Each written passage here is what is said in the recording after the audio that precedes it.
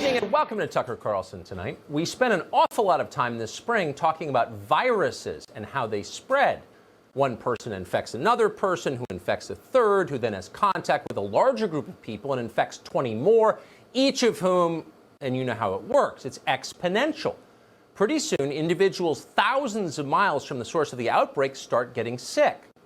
Well, we now know that craziness spreads very much the same way. A single lunatic can pass a debilitating case of it to millions of others with just one appearance on MSNBC or a long thread on Twitter. Hysteria is the most communicable disease known to man, and we're now living through a pandemic of it. On Memorial Day weekend, a man called George Floyd died in police custody in Minnesota. That's where this outbreak first began. Minneapolis was our Wuhan. The first cases appeared a little over a month ago. Here's the state of the pandemic now. It was just before midnight Thursday when protesters began dismantling and toppling the statue honoring Christopher Columbus in Civic Center Park. Crews moved in and destroyed what was left. One protester climbing up the statue and began spray painting its face and hands, possibly symbolizing blood, while others spray painted the words George Floyd, BLM for Black Lives Matter, and the communist symbol.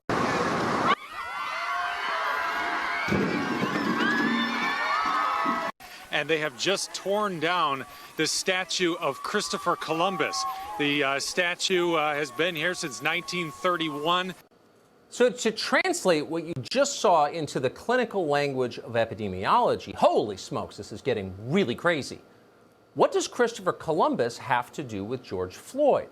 Christopher Columbus was not a Minneapolis police officer. Christopher Columbus was an Italian navigator who died more than 500 years ago. Columbus probably never even heard of George Floyd. He almost certainly didn't mistreat him personally. So why are people attacking Columbus's statues? Well, who knows? You're definitely not allowed to ask.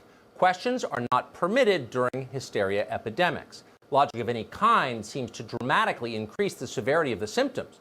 A patient may appear to be recovering from hysteria, speaking in nearly complete sentences, bathing independently on occasion, but then a single direct question will send him into a tailspin, a renewed attack of slogan shouting, anarchist graffiti, hours of hostile tweeting, the disease back and forth. It's safer not to say a word. That's definitely the policy over at the Senate Republican Conference on Capitol Hill. Republican senators have decided not to disturb the patients in any way, even as they rampage through America, destroying our culture and history. It's easier to give them what they want, so that's what they're doing. Ron Johnson of Wisconsin and James Lankford of Oklahoma are both Republican senators. Today, they introduced legislation to abolish Columbus Day. They want to delete it from the national calendar and replace it with Juneteenth. This is a big change. Americans have celebrated Columbus Day as long as we have had a country, since 1792. Columbus Day is a celebration of the nation itself. That's why it's a national holiday. Juneteenth is newer. 3 weeks ago, many people had never heard of it. Even the media seemed oblivious to its existence. From 2012 through 2017, CNN did not mention the word Juneteenth a single time on the air. Barack Obama, who was the president, never tweeted about Juneteenth once during the entire span of his presidency, not one time. Juneteenth commemorates the freeing of the American slaves. Emancipation is one of the great moments in America's history. It's why we consider Abraham Lincoln a hero.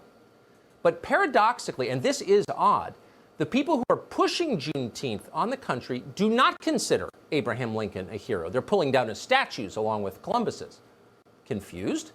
Well, that's the nature of a hysteria outbreak. Nothing makes sense. Senators Johnson and Lankford may be a little confused as well. They describe themselves as conservatives, improbable as that may seem. On some level, they may suspect that all the yelling about Columbus Day and Juneteenth doesn't really have much to do with emancipation or civil rights. More likely, it's just another way to humiliate and demoralize Americans. On some level, they know that, but they're ignoring it. It's just easier to do what the hysteria patients command. Unless, of course, their voters notice them doing it.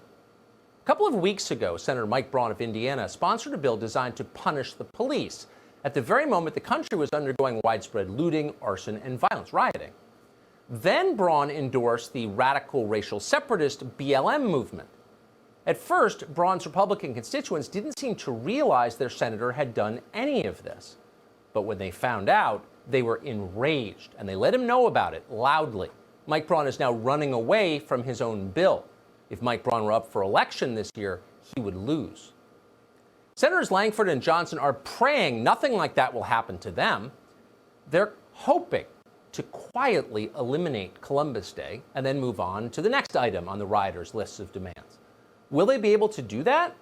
Well, it all depends on whether or not you let them know that you noticed they're trying to cancel Columbus Day.